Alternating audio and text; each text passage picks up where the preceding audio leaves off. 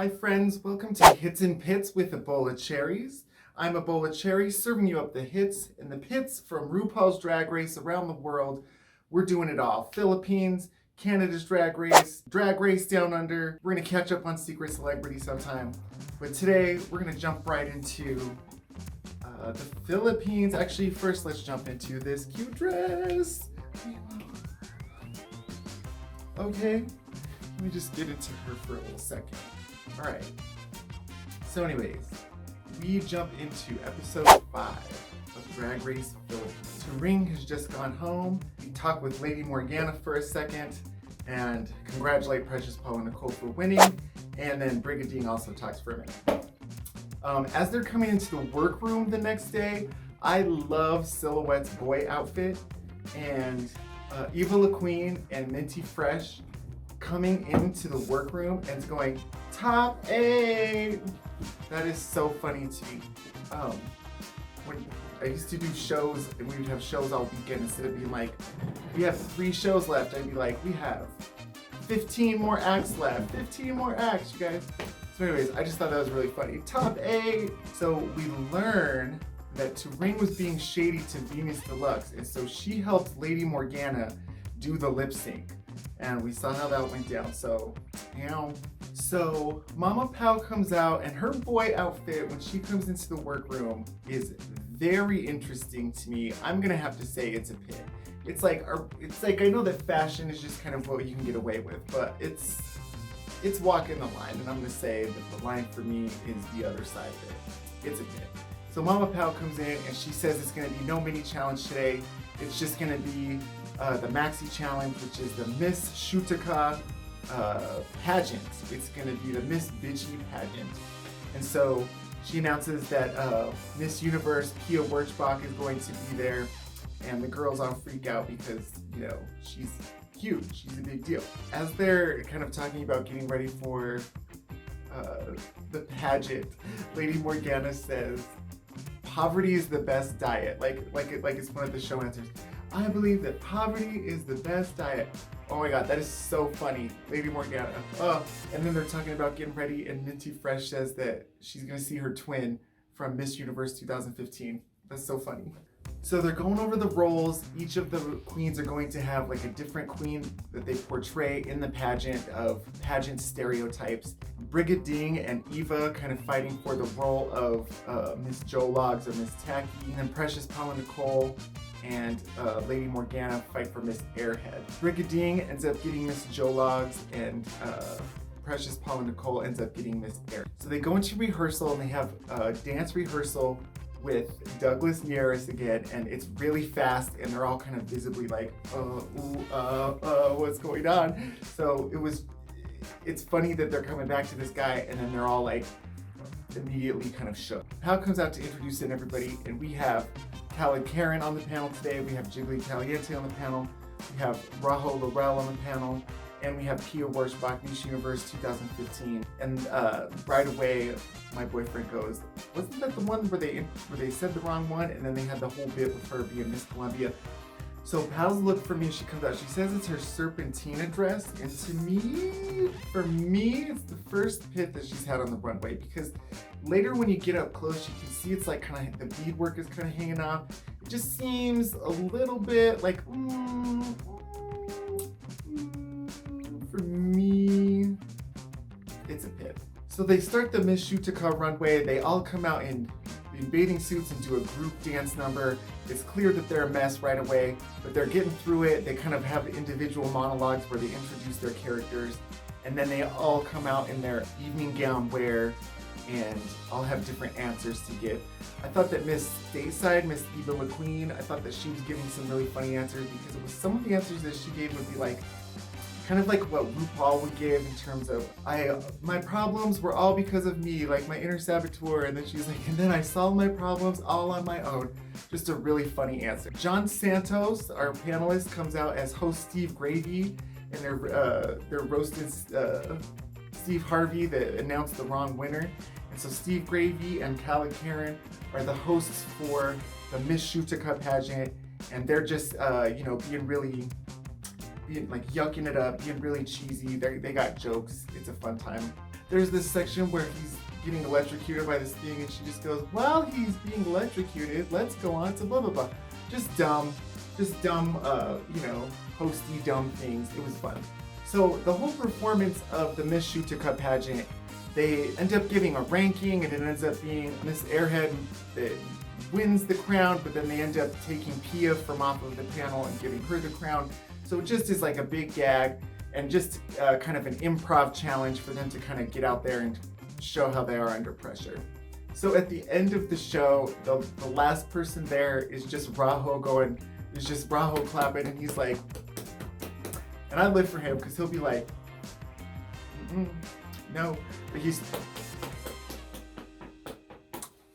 so funny because everybody else is on the stage. All right, so they come up for the runway, and it's the Ping Pong Boom runway. Hey, so Lady Morgana comes out, and she comes out in like a body wrap with like this crazy feathers, geometric shapes type of a hat. When she first comes out, for me, it's a hit.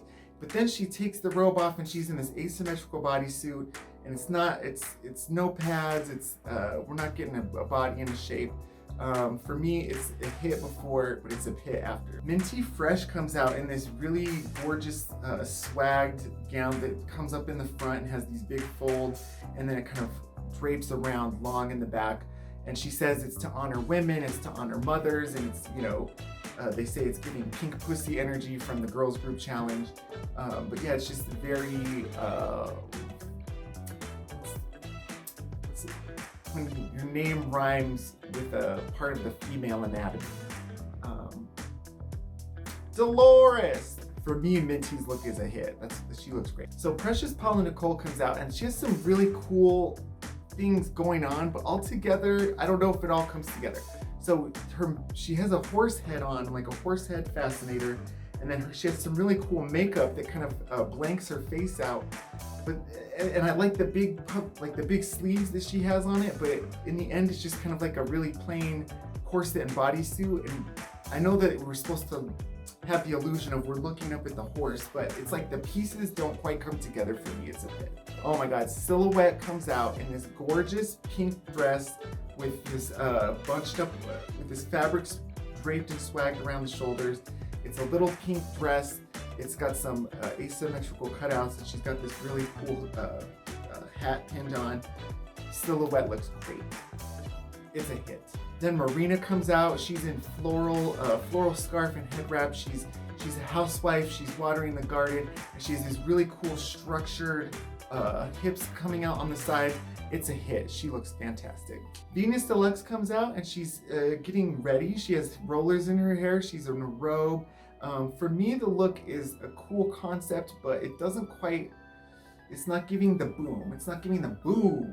It's ping pong boom. I don't know if it's a pit. Then Brigadine comes out, and she's got this big puffy tulle skirt going on, and it's like shorter in the front and longer in the back, and it's kind of reminding me a little bit of something that Veronica Green wore.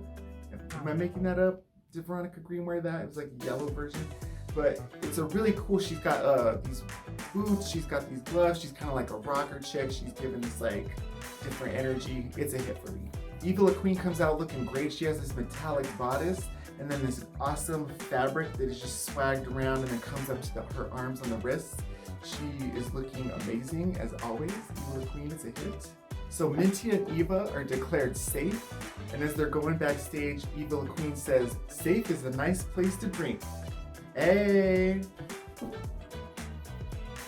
Speaking of nice place to drink, check out my single, Mimosa No Juice.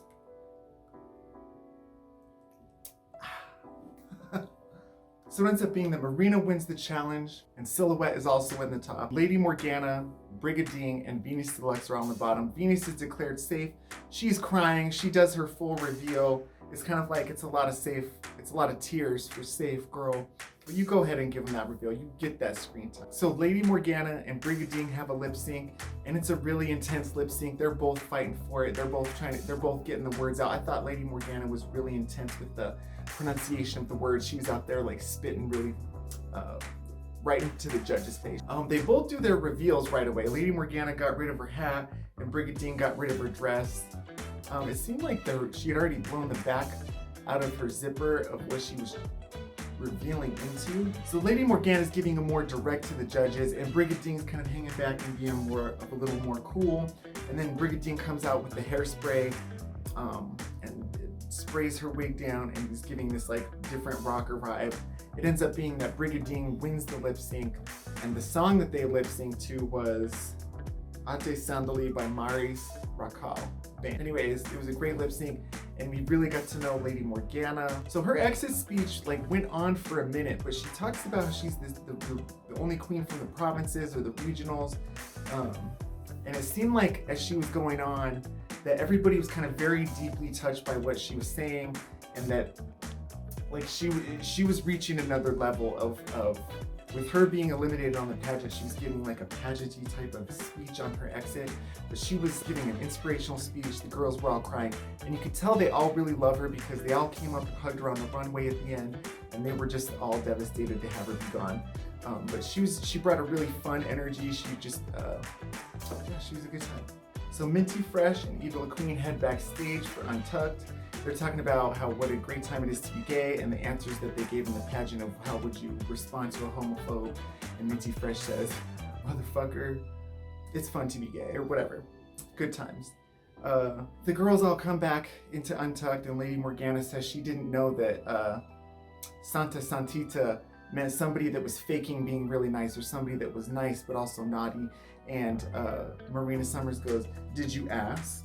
And I'm like, that is so funny. Well, did you ask? You bitch. Did you ask? So then they're talking about some other stuff that Lady Morgana's like saying she's here, so what? It doesn't matter. She is who she is. And Ebola Queen is like, well, aren't you worried about, that you're presenting less? And Lady Morgana goes, what? And everybody's like, so funny. She's like, whatever. I brought what I brought. I am who I am. It is what it is. It's fine. Throughout this Untucked, Minty Fresh says multiple times that she hopes Brigadine gets sent home. So funny. So Silhouette talks about her pageant history, and she talks about how she's dating Kevin Bala, who is the first winner of Miss International. They put her package together, so this whole thing is her kind of world of working in this pageant, and she's saying that she hopes she wins the challenge. So as they're talking about the lip sync, Lady Morgana says to Ring's catchphrase, if you have a bad day, doesn't mean you have a bad drag. And so Lady Morgana says that. She goes, or as they say in Tagalog, don't be a loser, bitch. Lady Morgana is so funny.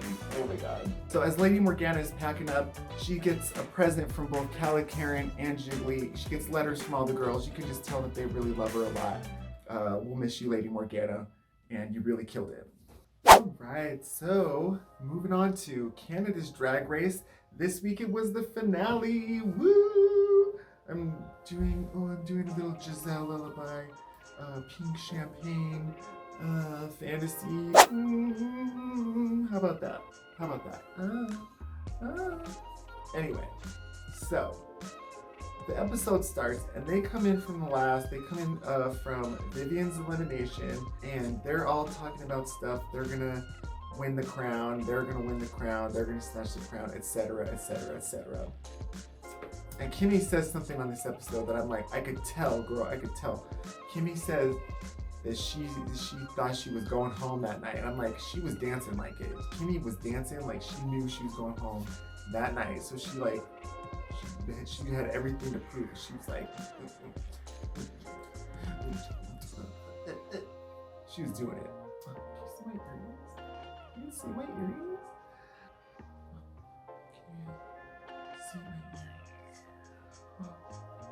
So Brooklyn comes in at the top of the morning, and for me, this suit is a hit. I don't know if it's like an oversized jumper with no shirt, and then it's like I don't know what's going on the bottom. I don't know what's going on the bottom. Is it like a skirt? Is it like a sweatshirt folded over? Is it like it's a pit for me.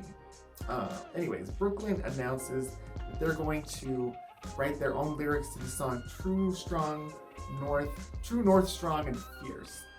And For me, the episode really starts when Giselle runs off screen doing this crazy walk. For me, that's when the episode really starts, because it's a lot of, I'm gonna win the crown, I'm gonna win the crown, no, I'm gonna win that crown, honey, crown, crown, crown, crown, crown. So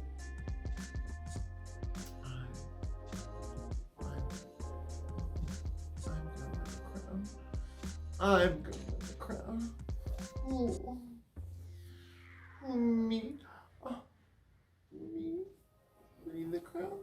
Oh, what? Oh, the crown. Ooh, me winning it? That's like the whole top of the episode for me. So the gals all meet. They all have a spot of tea with the reigning queen, Isis Couture. And are we going to talk about it? Are we going to talk about this was the day the Queen of England died? So they're like having the crown on the day the Queen of England died. We'll get there. We'll get there. We'll get there. So they all have a little spot of tea with Isis Couture, and they talk about what winning the crown would mean to them. So we all get to have a little moment more with Shada Hudson, with Kimmy Couture, with Miss Fierce Delicious, with Giselle Lullaby. We get to have a little moment more where delving into, you know, what would it mean? What would it mean to win? And they all have really great looks. Their tea looks with Isis are all great. So they all talk about their lyrics, and as they go in to record lyrics, Brooklyn is also there to help them record, and she's wearing this like yellow and purple fringe suit, and it's a pit for me. It's like pajamas gone wrong. I don't know what's going on with that. It's a pit. It's a pit. There's this section where Jada wants to say purr, but she keeps doing purr, purr, and she's like cracking up the other girl. So funny. So funny. Is she doing it on purpose? Does she know she's being funny in that moment? Does it matter? It doesn't matter to me, because I was living for that. Because that is just such recording vocals. You're like, no, that's how I was doing it. Am I not doing it like that? That's how I was doing it. Of course I'm doing it like that. You know what I mean? Also, it kind of seemed that Brooklyn kind of wrote Giselle's rap a little bit. Is that true? Did Brooklyn write Giselle's rap? Scandal. Come up for the runway. It's Sarah Nurse, Olympic gold medalist. She's there to be on the panel for the final runway. They have their final performance of True North, Strong and Fierce. To me, the song is a bit underproduced, and it was like they kind of left him out there to dry a little bit, but I feel like each of the girls did them. They really gave their own flavor, and they really represented themselves well. I thought they each had some clever twists and turns. For me, the challenge was wild because these were the ugliest costumes I can't, like, what were these costumes about? Why would they do that to them? And making them, like, maybe they're trying to, it's like a uniform look. Maybe they're trying to do like we're all just, we're all futuristic or some shit. Like, I don't know, bro. It was a weird look. Anyways, then they come out for the runway. Miss Fierce Delicious is in a long, blue, gorgeous gown. She's got a slit up to here. Her leg is out. And she talks about her family immigrating to Canada and her journey, kind of like finding drag and doing all that. Then Kimmy comes out in the Kimmy Couture. It's a hit. She looks great. And she talked about her experience as a trans woman and as an abuse survivor, being able to show herself and be proud of who she is and to share her journey on Drag Race. Shada Hudson comes out in this gorgeous, gorgeous red gown that's just hugging every curve. She looks so good. It's a hit. And she comes out and she talks about her drag family and Michelle Ross, rest in peace, kind of being there for her as she had moved to Canada and her family was still back at home. Then Giselle comes out, in this gorgeous, gorgeous rose gold, pink champagne number.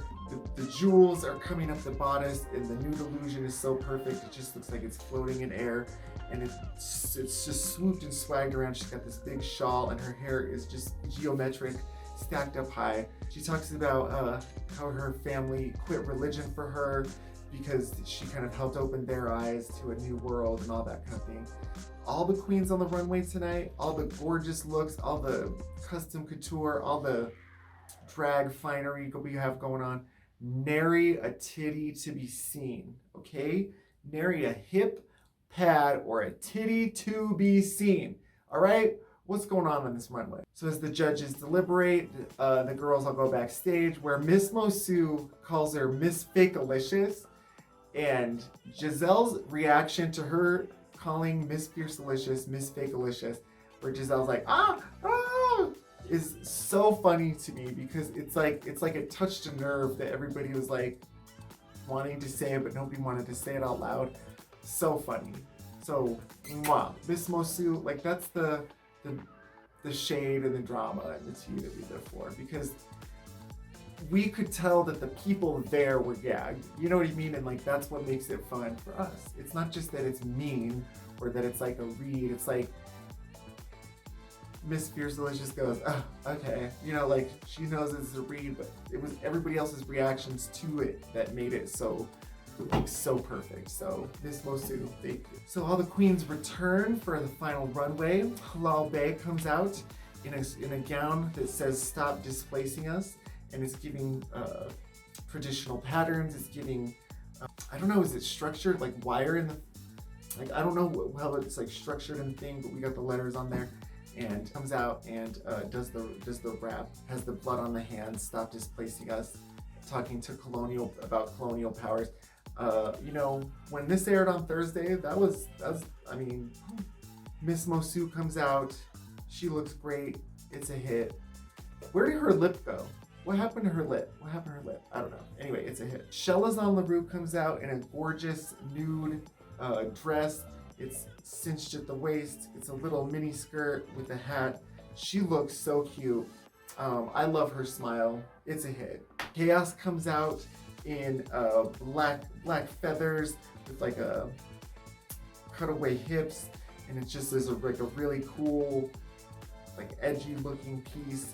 It's a hit for me. Lady Boom Boom comes out with this hair coming up for days, and then this gold swagged around, like draping behind. It's a hit. Bombay coming out as the Queen of England's crown that had been taken from India on the day, you know, on last Thursday when this went down. Let's talk about the impact. Let's talk about Bombay. Such a great runway. It was such a cool look with the swoops of the crown, like kind of all coming down, and then it leads to you. You're the jewel that has been displaced. Stop displacing us. You know what I mean? From the halal, from Mother's runway earlier. Such a great, thoughtful runway. Irma Gerd comes out and she looks lovely. She has this like short dress coming up with the long sleeves, and she has this cool stuff coming off of the head. Irma Gerd. It's a hit. Vivian Vanderpuss comes out with like a big bow wrapped around the head and just a cute gown. She's looking great. It's a hit. So they round up all these bitches on the stage, and then they announce that only 2 queens are going to lip sync for the win. So they announce right away that Giselle Lullaby and Jada Hudson are going to lip sync for the win, and that Kimmy and Miss Fiercealicious go to the back of the stage. And all I could think of was that going all the way back to Alexis Mateo and Manila Luzon and Raja back in season 3, all of a sudden they just say, "Alexis Mateo, it's not you. Go to the back of the stage." Okay. It was like, Kimmy, Fierce, nah. Jada, Giselle, let's do this. So the coopery was real. But I also saw this meme today that was like, it means that they never lost a lip sync, so hey. So it ends up being Jada Hudson versus Giselle Lullaby to lip sync for the win. And the lip sync is to "A New Day Has Come" by Celine Dion. And right away jumping into it, Giselle kind of takes a more playful approach. She takes her big shawl and she talks about the rain. She's like, ooh, looking out from her shawl. And Jada's giving emotional right from the start. And so Jada's giving this like powerhouse performance that like builds in emotionality and physicality. But ultimately, I feel like what happens is Jada Hudson's focus. She's over here. She's over there. We don't really get to connect with her eyes. whereas Giselle is out here giving strong focus out to the cameras and to the judges. And Giselle also had this element of being a little bit campy throughout. She kept it lifted, whereas Jada's emotionality sometimes comes off as like, you know, it's like I'm feeling so much, so I want to express it, but sometimes it comes off as like I'm mad or I'm sad, or, you know.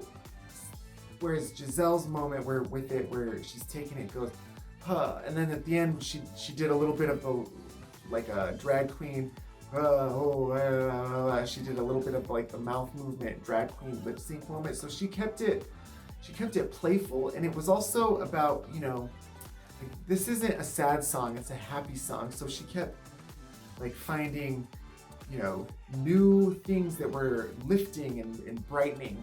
So it ends up being that Giselle wins the lip sync. She's crowned the Canada's Drag Race Queen of Season 3. So then Isis Couture comes out in this giant red and black, angel-y, demon-y dress, these big old wings, mug for days, just beaded stone. She can't even move, but you can see the cutaway. She still has body. Oh my God. Isis Couture looking amazing in her coronation gown. And Giselle as an awesome winner. I thought she did great throughout the season. I warmed up to her a lot. She really welcomed me in on her journey. Yeah, Canada's Drag Race, Season 3, baby. Canada's Drag Race. Woo! Congrats, Giselle Lullaby. All right, so now here we are. Drag Race Down Under, Season 2, Episode 7. This is the Family Makeover Challenge, and let's get right into it. So they come back. It's just been the last lip sync. She has also said Team Spanky on the mirror. So they're talking about that for a minute. They're talking about, you know, I'm gonna win. And then as they're getting out of drag, they're all just kind of like delightfully kind of manic. It's that playful that you get when you're just like, wow, you're frazzled. You're kind of at the end of your rope. It's been a really long day. You're all emotional, so you're just being crazy and letting loose. And that was, to be honest, it was refreshing energy and fun energy for the top of the episode for Drag Race Down Under. So when they come back to the workroom in the morning, I love Queen Kong's jacket. I want to wear that. Okay, I want to wear that. Boom, it's a hint. So then they have, what is it now? Emmy Award-winning actor Murray Bartlett does a Zoom phone in. Sploosh. So then RuPaul comes in and introduces RuPaul's Drag Race superfan Keelan. And Keelan and his family are here today to be there for the makeover challenge. And I was like, why do they have a superfan in their family from... It's because they shoot the show in New Zealand, and then a bunch of the cast for the show is from Australia. So they have they gathered a family from around locally, and they're having them join them for the makeover challenge today. So we've got Keelan's dad Tony, we've got Keelan's cousin Tyler, and we've got Keelan's uncle Paul. So they do rock, paper, scissors to decide who goes first, and RuPaul thinks it's funny that down there they call it paper, scissors, rock, which, you know, is whatever, but RuPaul's very amused by it. So it ends up being that Molly Poppins chooses Keelan first, Queen Kong chooses Tyler, so Hannah chooses Keelan's dad Tony, and then Uncle Paul ends up going with Spanky Jackson. So they're talking with the family about why they signed up to do this today. And Tony says that it shouldn't be something special for a father to support his kids. And, you know, that's the energy we love to see. He also then says that he needs a bigger set of boobs to make sure that he really stands out. So he gets it. So as they're playing and getting into drag and trying on wigs and boobs for the first time, they say that Tony looks like the Queen, and he says, never say that to an Irishman. And all I have to say is, too soon, you guys, too soon. So Paul tells Spanky that he also lives in Parmy, and they bond over that. And he also puts the boobs right on and just jumps right into it, and just seems very, very, very game to get into some drag.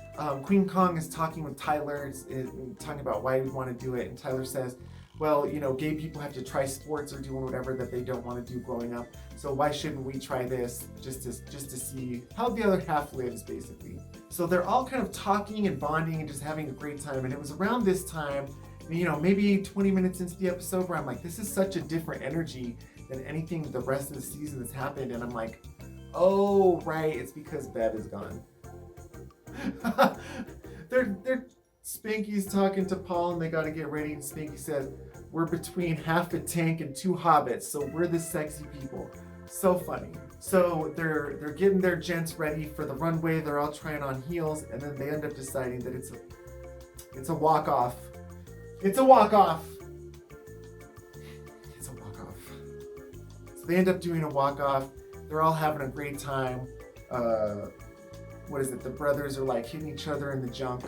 And then Keelan goes down and then decides that what he did, it was in fact a move that he intended to do. And so they all play it off that it was, you know, a dip.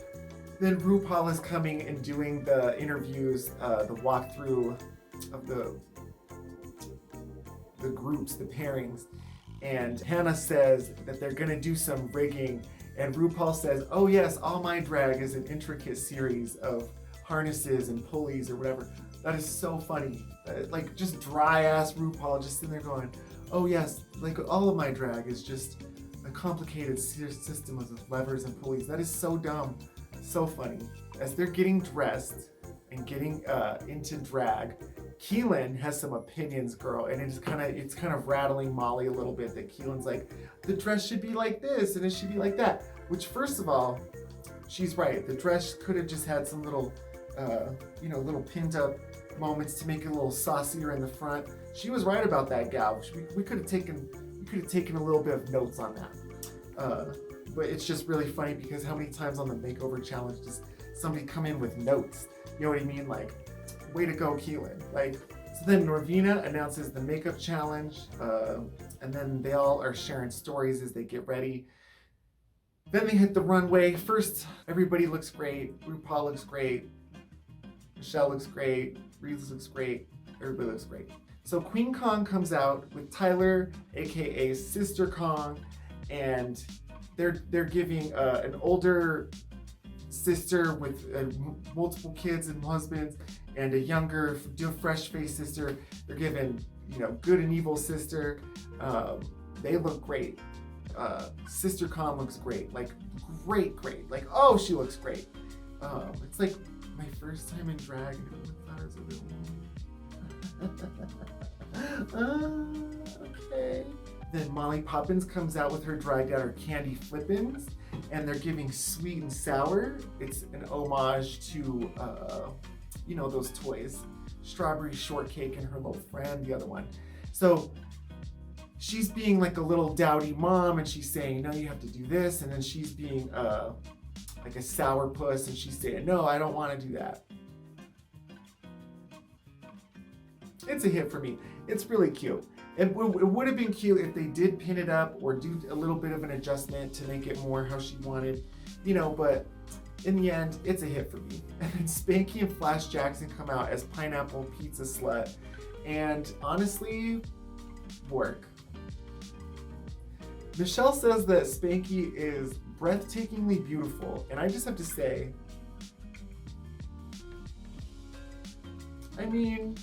she's wearing a dress.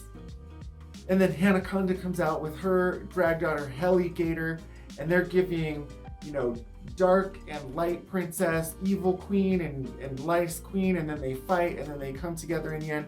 The only thing is that her daughter is not as pale as her. I feel like she's using that like pale makeup, and she's like got that white clown makeup face on her, on that daughter.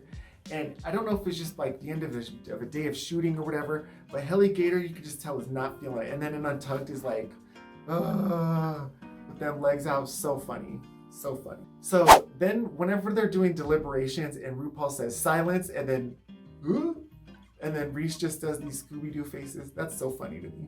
So it ends up being that Queen Kong wins, rightfully so. Her daughter looked amazing and they did a great presentation. And she wins $5,000 from Anastasia Beverly Hills. So it ends up being that Hannah Conda and Molly Poppins are in the bottom, and they lip sync to Heartbreak in the City by Michelle Visage and Steps. And I just have to say, as hard as both of them are fighting to stay in this competition, neither one of them in this lip sync are fighting as hard as Michelle and Reese are to do the most. Like, they're both living. Michelle's like, this is my song, I'm lip syncing.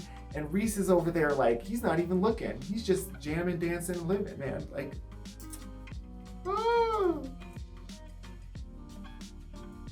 Anyway, they both give really high energy performances, but it ends up being that, for me, Molly ends up throwing her energy away a little bit. She's got like, she's closing her eyes and she kind of is doing to the side and she kind of throws it away. Whereas when Hannah comes in, Hannah's got you by the eyes. She's got the contacts in and she's giving you like a strong focus wherever she goes. So you're tuned into her story and you're watching her, and Hannah kind of takes the stage a little more. She's like, I'm walking over here and you're gonna watch me. And then I'm walking over here and you're still gonna be watching me. Whereas Molly Poppins is giving emotional energy, but she's throwing it away out here. So you stay watching Hannah throughout the lip sync, and Hannah really stays assertive. She really is believing what she's selling. You know what I mean? She's not just giving an emotion. She's like, oh, she's giving the dramaticals of it. So it ends up being that Hannah wins the lip sync, and that Molly sachets away, and that we have a top 3 of Hannah Conda, Queen Kong, and Spanky Jackson. And for me, I gotta say, just from the season, just from watching it, just from the comfortability of, for me, I gotta go with Team Spanky Jackson, because I just feel like she was just really comfortable throughout the season. She just really had herself together. She's really uplifting the other gals throughout. And even though her brand is rough, she's selling it, honey. And I'm buying what she's selling, baby. Okay, Spanky. And that is Drag Race Down Under, and that is this week's Hits and Pits with a bowl of cherries. Oh, I'm a bowl of cherries, and nobody asked me to do this. Ooh, bye.